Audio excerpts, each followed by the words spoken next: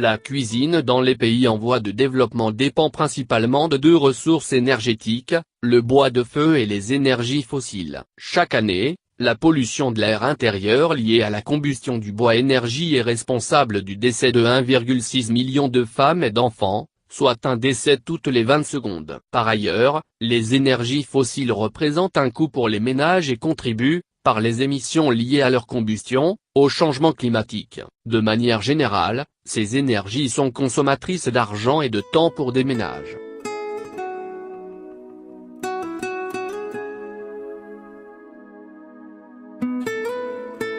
Dans nos pays, particulièrement dans le monde rural et forestier, comme dans le cas de la région de l'Oriental, la déforestation a accompagné l'homme presque partout où il s'est sédentarisé. L'utilisation dans les foyers restant encore aujourd'hui la principale cause de déforestation suivie de près par le besoin en bois de chauffage. Globalement, la déforestation a pris des proportions et une rapidité jamais atteintes. En termes de réchauffement climatique, ONU et la FAO ont qualifié d'alarmante la déforestation qui serait aussi responsable de 18 à 20% des émissions de gaz à effet de serre. La moitié des forêts de la planète a ainsi été détruite au cours du XXIe siècle. La lutte contre le déboisement est l'une des priorités retenues pour le sommet de la Terre lors de la conférence des Nations Unies sur l'environnement et le développement. Actuellement, l'énergie solaire, gratuite et neutre en émissions, est une alternative énergétique qui remédie en partie à ces problèmes. En effet, l'accès aux ressources énergétiques pour cuisiner revêt un triple enjeu, économique, social et environnemental.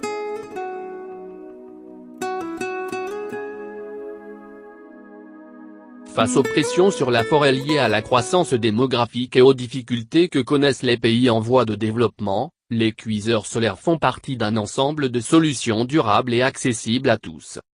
Leur construction est simple et nécessite des produits que l'on peut trouver localement, métal pour le caisson, laine pour l'isolation, verre pour le couvercle et miroir pour capter et transférer l'énergie du soleil. De plus, l'entretien est minime. 20 minutes d'ensoleillement suffisent pour assurer leur bon fonctionnement, ce qui permet une adaptation à un très grand nombre de zones géographiques et une utilisation en toute saison. Un four solaire peut atteindre 150 à 200 degrés. L'utilisation des fours solaires permet donc de réduire l'usage des combustibles fossiles et du bois énergie. L'association Hommes et Environnement en collaboration avec l'Université d'Oujda, et l'INDH province de Berkane, sont engagés à réduire la consommation de bois. Encourager à utiliser de fours performants et innovants pour la cuisson des aliments, du pain et le chauffage et la stérilisation de l'eau. Réduire les émanations de fumée nocives à la santé pendant la cuisson. Former des jeunes à fabriquer des fours et des chaudières à bas coût. Les différents prototypes sont conçus et réalisés à l'Université d'Oujda, Faculté des Sciences, Laboratoire sur les énergies renouvelables LETSER. Dans ce reportage, nous montrons l'objectif, l'engagement des différents partenaires, et l'état du projet. جمعية بيلو الإنسان من بين الأهداف الأساسية ديالها هي الحفاظ على البيئة وبالخصوص التنوع البيولوجي وكذلك التنمية المستدامة. من بين المشاريع الآن اللي رحنا في الصدد ديال الشروع فيها وهو الفرن الشمسي. الفرن الشمسي بالنسبة لنا احنا كجمعية اللي تحافظ على البيئة لأنه غادي يساعدنا على الحفاظ على الغابات، وكما يعلم الجميع أن الغابة هي كذلك واحد الآلة من الآليات اللي تساعدنا على التأقلم مع التغيرات المناخية. مع السي قاسمي مدير ديال المختبر في جامعة محمد الأول بوجدة، غادي إن شاء الله نشرعوا في هذا العمل. في إطار الدعم الذي تقدم المبادرة الوطنية البشرية للمشاريع المديرة للدخل وخاصة المشاريع التي تهتم بحماية البيئة، تدخل المبادرة الوطنية البشرية بشراكة مع جامعة محمد الأول وجمعية البيئة والإنسان في إنجاز مشروع يتعلق بتطوير أفران شمسية عصرية لفائدة ساكنة العالم القروي والمناطق الغابوية. الهدف ديال هذا المشروع هو أولا تحسين ظروف عيش الساكنة المهمشة، ثانيا الحفاظ على الثروة الغابوية، وثالثا الانخراط في دعم المشاريع التي تهم تطوير الطاقات المتجددة. المرحلة اللي راه وصل المشروع فهي في إطار التجارب المخبرية اللي كتندار بالكلية ديال العلوم ديال وجدة.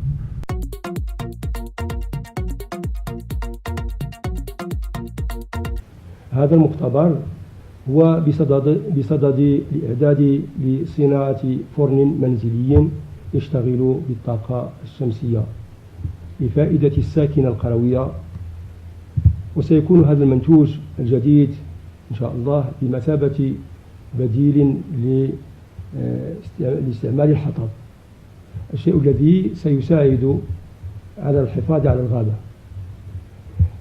مشروع هذا الفرن هو في الحقيقة موضوع أطروحة دكتوراه بكلية العلوم، وسيخرج للوجود أول نموذج لهذا الفرن من كلية العلوم بوجدة سنة 2017 إن شاء الله.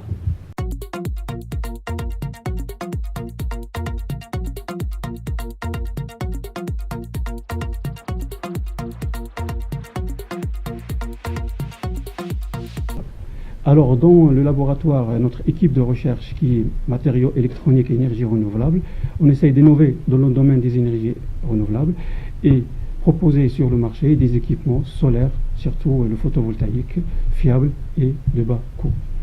En même temps, on effectue des prestations de services. On travaille avec le milieu socio-économique, avec l'association dont je suis membre et vice-président, et l'INDH. Et l'objectif essentiel, c'est l'étude des projets, le suivi après installation.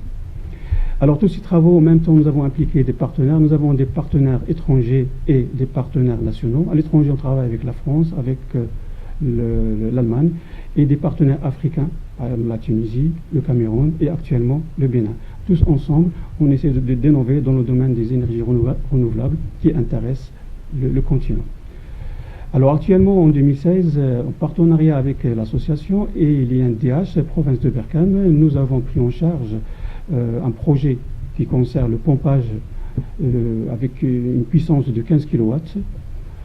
Alors, pomper 100 hectares, donc c'est vraiment l'eau destinée à l'irrigation et en même temps pour l'utilisation domestique. En même temps, après, suite à des sorties sur le terrain, en partenariat avec l'association Environnement et des stagiaires qui viennent de France et de la Hollande, nous avons constaté une déforestation préoccupante de la région, surtout la région de Tafouralt. Et nous avons décidé ensemble de mettre au point, en partenariat avec l'université, des fours solaires pour remédier à ce problème et protéger les forêts et l'environnement.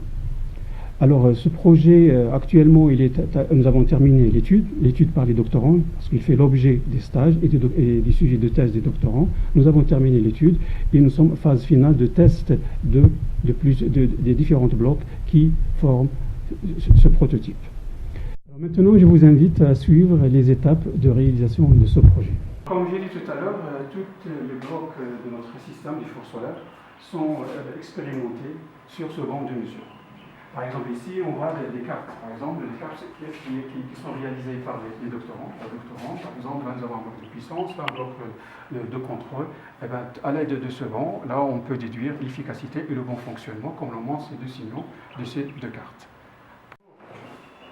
Avant de réaliser ce prototype, nous avons commencé par une étape d'étude. Alors, le doctorant, comme vous voyez ici, on a pris un prototype, un four solaire. Pour s'assurer du bon fonctionnement, donc on a dégagé pas mal de relations, parce que ceci pour nous, c'est un outil pour être sûr du bon fonctionnement du four. À partir de là, nous avons sorti les fonctionnements. Par exemple, là, on voit l'éclairement toute la journée, on voit les températures à l'intérieur, à l'extérieur et à l'intérieur du four, et le rendement de ce four. Alors pour nous, ça, c'est un bon objectif, c'est que les températures peuvent dans le four atteindre 220 degrés. Donc pour le monde, pour les bénéficiaires dont nous ciblons, c'est largement suffisant. Dans notre étude, il nous faut les conditions climatiques de la région, c'est-à-dire l'éclairement, la température.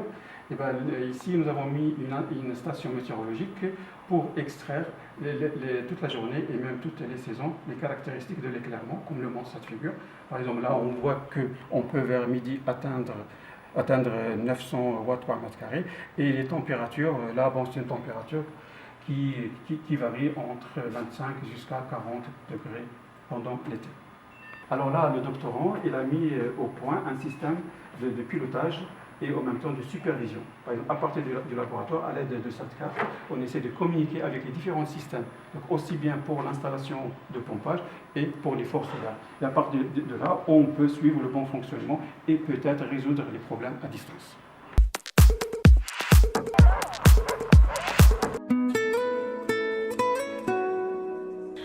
لا المشاكل كنطيبوا على النار. عندنا المشكل كبير كنجيبوا الحطب بالغابة وعندنا زعما الحالة صعيبة بزاف. ايوا ونطيبوا من نكملوا بالخبز عاود نوليو نديروا الطنجرة على النار. وراك عارف عندنا مشاكل كثيرة بزاف. وديما كنستعملوا الحطب، الا ما استعملناش الحطب ما نطيبوش الخبز. تلقى شي حاجة ما كرهناهاش نبدلوها ونتهناو بهاد التمارة وهذا الشيء اللي راه دايز علينا وكنعانيو بزاف. الا لقيناه ما نكرهوش، ماذا بينا حنا بغينا الفرن تاع الطاقة الشمسية. ايوا راك عارف بحال كانت جات واحد القاوريه كانت عندي هنايا تكون كانت فوتت لنا هذا الشيء، قالت لنا زعما غادي يجيبوا لكم هذا الفران وذا نتاع الطاقه الشمسيه. قبلنا وقلنا لها ماذا بينا حنا داك الشيء اللي بغينا وحنا ماذا بينا البديل ما كرهناش. شنو كتستعملوا؟ كنستعملوا الحطب ونجيبوا ديك القندوله بالغابه عاود حتى هي ديك الشوكه اللي راك تشوف فيها. ايوا نربيو بها النار ونديروا عليها المرميطه ولا نديروا الغلاين نديروا لاتاي، اي حاجه كنديروها على النار. وهادشي في المنازل؟ في المنازل هذه لداخل في الكوزينه نتاع هذه هي الكوزينه ديال النار نديروا فيها النار. ديما كنستعملوا الحطب. En perspective de ce travail, l'association et les partenaires visent à finaliser le travail en fabriquant et équipant les familles des douars pilotes de 30 fours solaires. Suivi du fonctionnement des équipements. Sensibilisation des populations de la région de l'Oriental à un programme de protection des forêts et de reboisement. L'ensemble des actions nous permettront de contribuer de protéger les forêts, réduire les émissions à effet de serre, et donc la protection de l'environnement.